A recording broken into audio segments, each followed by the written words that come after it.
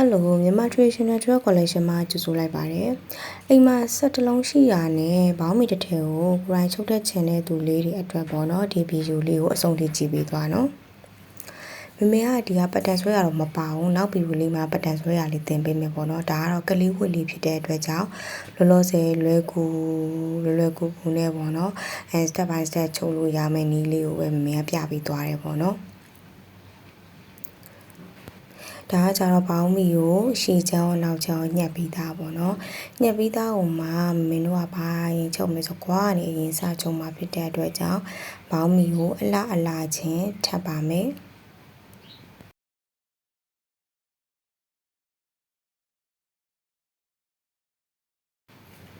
ထပ်ပြီးသွားပြီဆိုရင်မင်းတို့ကကွာကိုပေါ်ကနေပြီးတော့အောက်ထိယူပြီးတော့ချုပ်မယ်ပေါ့နော်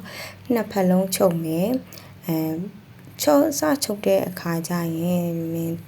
တတိထားဖို့ပြောချင်တာလေးอ่ะပေါ့နော်ဘယ်ကနေစချုပ်မလဲဆိုတော့ဒီကွာကနေပဲစချုပ်မယ်ကွာညီမှာသူကဘောင်းမီတစ်ထည်ကပုံကြတာပေါ့နော်ကွာမညီဘူးဆိုရင်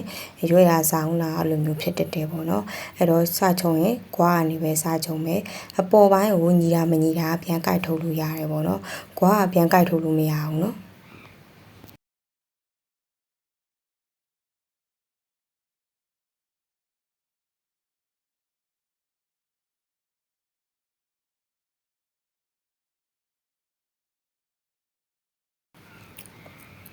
ဒါလေးကတော့ချုပ်ပြီးသွားပြီပေါ့နော်ချုပ်ပြီးတဲ့အခါကျရင်အမြဲတမ်းချုပ်ပြီးတဲ့နေရာကိုကင်းချီလိုက်မယ်ပေါ့နော်ဒါကတော့ကင်းချီလိုက်ပြီးသားကင်းချီလိုက်တာလေးကိုမပြတော့ဘူးเนาะအကုန်သိရဆိုတော့လေ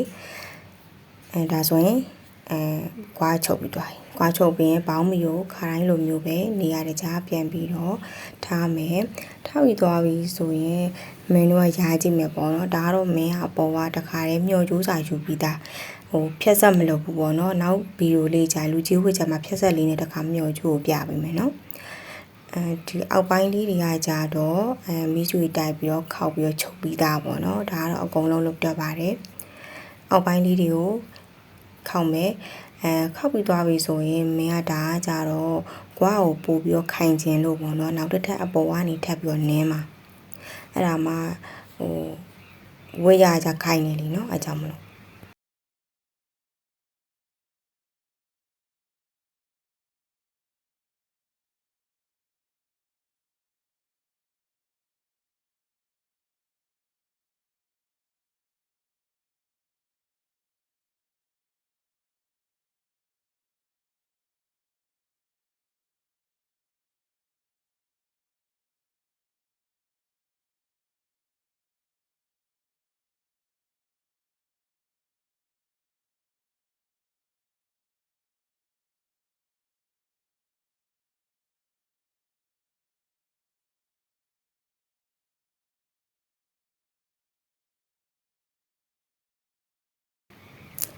ဒါဆိုရင်အပေါ်ကနေချုပ်ပြီးသွားပြီ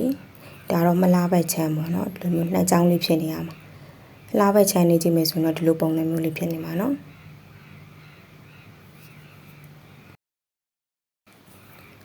အဲ့တော့ဒါကကြတော့မင်းတို့ကအောက်လက်ခောက်ပြီးပြီကွာလဲချုပ်ပြီးပြီဆိုတော့မင်းတို့ကဘောင်းမီကိုတစ်ဆက်တည်းအကုန်လုံးတစ်ခါတည်းချုပ်တော့မယ်ပေါ့နော်ချုပ်တော့မယ်ဆိုအောက်ကနေပြီးတော့မင်းတို့အရင်ဆုံးရာကြည့်ပေါ့နော်မင်းကအစခောက်ကြတဲ့ရာဒီလိုမျိုးလေးရာပြီးတော့မှအောက်တူခောက်တာဆိုတော့ဒါကတော့အခုကတော့ညီလေးဖြစ်နေမှာကိုချုပ်တဲ့အခါကျရင်ဘောင်းမီအောက်ခောက်တဲ့အခါလည်းအဲ့လိုမျိုးလေးရာကြည့်နော်အပေါ်နဲ့အောက်ကိုအရင်ဆုံးရာကြည့်ခွာနေရဖြစ်နေရမယ်အဲ့လိုလေးရာပြီးတော့မှအောက်ကိုခောက်နော်ခုဒါကကြတော့မမေကညီသွားပြီဆိုတော့ဒါလေးကိုချုပ်တော့မယ်တောက်ရှောင်းနော်မဒီချုပ်တဲ့ဗီဒီယိုလေးမှာနည်းနည်းပေါ့နော်လာနည်းလေးလိုသွားတယ်ပေါ့နော်အဲကြောင့်မလို့ဗီဒီယိုလေးကိုချုပ်တဲ့နေရာလေးရတော့တိခတ်မိကြည့်ပေးအောင်နော်နည်းနည်းမှောင်သွားတဲ့အတွက်ကြောင့်ပေါ့နော်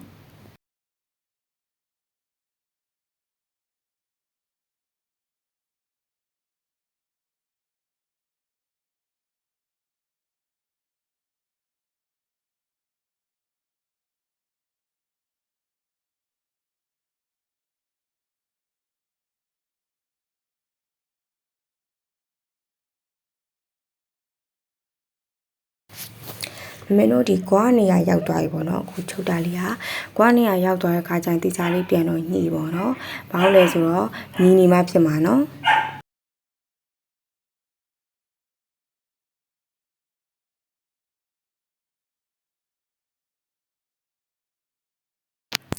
ဒါလေးကမင်းတို့အောက်ပိုင်းဒီရောက်တဲ့ခါကျရင်အဖျားနာလေးမှာတုံမယ်ပေါ့နော်တုံမှပဲခိုင်ပါနော်ဒါလေးကချုပ်ပြီးသွားပြီကွာနေရရောအကုန်လုံးအောက်ထီရောချုပ်ပြီးသွားပြီချုပ်ပြီးရင်မီးဘူးတိုက်ကင်းချီလိုက်ပြန်ပြီးတော့မီးဘူးတိုက်မယ်နော်အဲ့ဒါမှဘောင်းမီလေးက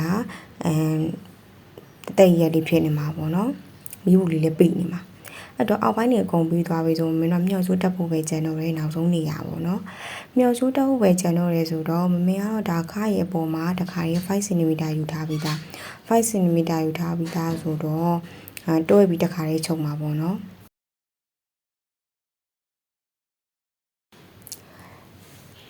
ဒါကကြတော့ခောက်ထားမယ်ပေါ့နော်အရင်ဆုံးမင်းတို့ယူထားတဲ့5 cm အဲ့ဒါကိုခောက်မယ်မခောက်ခင်မင်းပြောချင်တာကကိုချုံးမဲ့မျိုးကျိုးအတိုင်းလေးရောတိုင်အောင်ပေါ့နော်တချို့ကအကြီးကြီးတလက်မပြားကြီးရှိတယ်အိုက်ကနေနဲ့သေးရရှိရယ်မြဲဒါကလေးပေါင်းမီလေးဖြစ်တဲ့အတွက်ကြောင့်ဟိုပါပေါ့နော်အကြီးမသုံးထားဘူးအလက်စားထဲမှာပဲသုံးထားတယ်အလက်စားဖြစ်တဲ့အတွက်ကြောင့်မင်းတို့ရဲ့ဒီလိုမျိုးကျိုးလေးနဲ့တိုင်းမယ်ဒါမင်းအပေါ်ကို 1.5 ပို့ယူထားရမယ်နော် 1.5 ပို့ယူထားတဲ့မျိုးလေးခောက်ကြည့်ပြီးမင်းတို့ကအဲ့လိုမျိုးတစ်ခါလေးပြင်တောက်ချောက်ရှုံမှာပေါ့နော်တချို့ကြတော့မြန်ချင်းနဲ့အဲ့လိုမျိုးတက်ဖူးချင်းစီမလုပ်ချင်ဆိုမျှော်ကြိုးတခါလေးခွင်းလိုက်ချုပ်ပြီးတော့အစားနဲ့တခါလေးပူပြီးချုပ်သွားလေရတယ်။မင်းနောက်ဗီဒီယိုလေးမှာတော့မျှော်ကြိုးကြီးပဲပေါင်းပြီးတည်တံ့ချုံမျိုးလေးနှစ်နည်းသုံးနည်းလေးပြပေးမယ်။ဒါကတော့ဒီအလွယ်ပဲပြပေးလိုက်တယ်ပေါ့နော်။ဒါဆိုရင်မျိုးချိုးလေးတင်ပြီးတိုင်ကြည့်ရပါတော့မင်းတို့တိုင်ကြည့်ပြီးသွားပြီဆိုရင်ဘာနေလေအပေါ်ကခောက်စာလေးကတော့ပူနေမှဖြစ်မှာနော်အဲ့တော့ပင်းရလေးနဲ့ထိုးသွားမယ်နောက်ဆုံးချုပ်တဲ့ခါကျရင်မင်းကြီးဦးဆိုရင်တွန့်နေတတ်တယ်အဲ့ကြောင့်မလို့နော်မျိုးကိုလက်နိုင်နေဆိုလဲပင်းရထိုးစားလို့တောက်ချောက်ရှုပ်သွားရတယ်တကယ်လို့ကိုကမနိုင်သေးဘူးမှာဘီကနာလေးအတွက်ဆိုရင်တော့မျိုးချိုးအဲ့လိုမျိုးပေါ့နော်ပင်းရလေးနဲ့ထိုးပြီးတော့ချုံမယ်ပေါ့နော်အဲ့ဒါလေးကပို့ပြီးတော့နှစ်ခါလေးမမာတော့ပြန်ပြေးစရာမလိုတော့တက်ခါလေးနဲ့ပြီးတယ်ဒါပေမဲ့အချိန်လေးနည်းနည်းလေးကုန်သွားပဲရှိမယ်ပေါ့နော်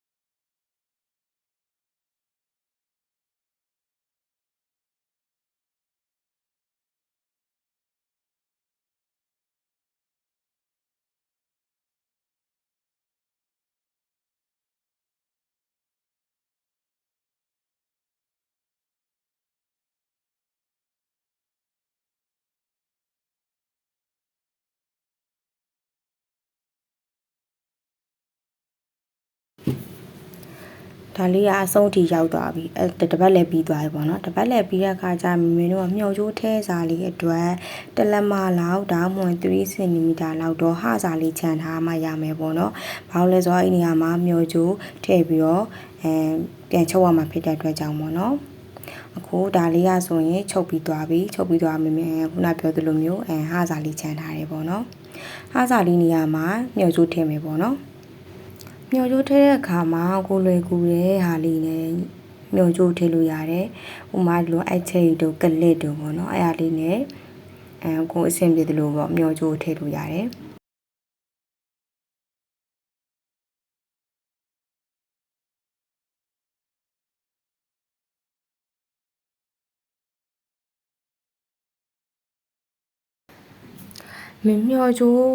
မျှော်ကြိုးဖြတ်တဲ့အခါသတိပြုရမှာတခုပြောအောင်မယ်အဲ့ဒါပါလဲဆိုတော့မင်းတို့ရဲ့ခါပတ်လေတိုင်းလိုက်တယ်ခါပတ်လေဥမာ30 cm ပဲထားပါဆို30 cm ကိုမင်းတို့က5 cm ရောလိုက်ရောပြီးတော့25 cm ကျန်အဲ့25 cm ကိုချုပ်စာ2 cm ထပ်ပါအောင်မယ်အဲ့ဆိုရင်အားလုံးပေါင်း29ဖြစ်သွားအဲ့29တိုင်းကိုမျှော်ကြိုးကိုကိုက်ချပြီးတော့ဖြတ်နော်ဒါလေးကတော့မင်းတို့မျိုးကျိုးအဆုံးကြီးထည့်ပြီးသွားပြီအဆုံးကြီးထည့်တဲ့အခါကျရင်မင်းတို့ကအဆုံးထိယူတဲ့အခါကျရင်တော်တော်များများအကုန်လုံးမျိုးကျိုးတွေကုန်ပါသွားတယ်အဲ့လိုမျိုးသတိပြုရမယ့်အချက်လေးရှိရနော်အဲ့လိုမျိုးမပါဘူးမင်းတို့အဆုံးမှာအဲ့လိုမျိုးခုနပင်းအလေးနဲ့ထိုးထားတာမျိုးလုံနော်အဲ့ဒါမှမျိုးကျိုးတွန်းတဲ့အခါကျရင်သူကတင်းလေးကြံနေရမှာနော်ဒါဆိုရင်မင်းတို့ကမျိုးကျိုးကိုအတွင်းနဲ့ထည့်ပြီးတော့ဒါပြန်ထွက်လာရင်နောက်တစ်စားပေါ့နော်အဲ့နှစ်စားလုံးမင်းတို့ကပူးတဲ့အခါကျရင်ပြောချင်တာက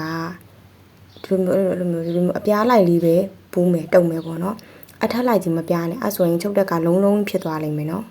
မမေခုနအပြားလိုက်အတိုင်းလေးတုတ်ပြပေးနေရပါတော့တုတ်တဲ့အခါမှာတစ်ချက်တည်းပဲမတုံနဲ့အဲ့မျောချိုးအပြားရှိသလောက်နှစ်ချောင်းသုံးချောင်းပေါ့နော်အဲ့လိုမျိုးလေးနင်းပေးအဲ့ဒါမှဝတ်တဲ့ခါကျရင်မျောချိုးကြီးပြုတ်မသွားတာပြတ်ထွက်မသွားတာမျိုးဖြစ်တယ်ပေါ့နော်အဲ့ဒါဆိုတော့ပိုကောင်းတာပေါ့မျောချိုးမပြတ်ဘူးမျောချိုးမလျော့ဘူးဆိုပိုကောင်းတယ်အဲဒီလိုမျိုးလေးဒါဆိုနှစ်ခါသုံးခါလောက်တုံနော်ကဲဒါကတော့မြေချိုးတုပ်ပြီးတော့ထည့်ပြီးသွားပြီ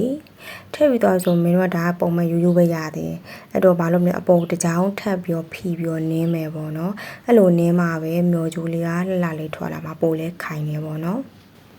အဲ့တော့ဒါလေးကချုပ်ပြီးသွားပြီ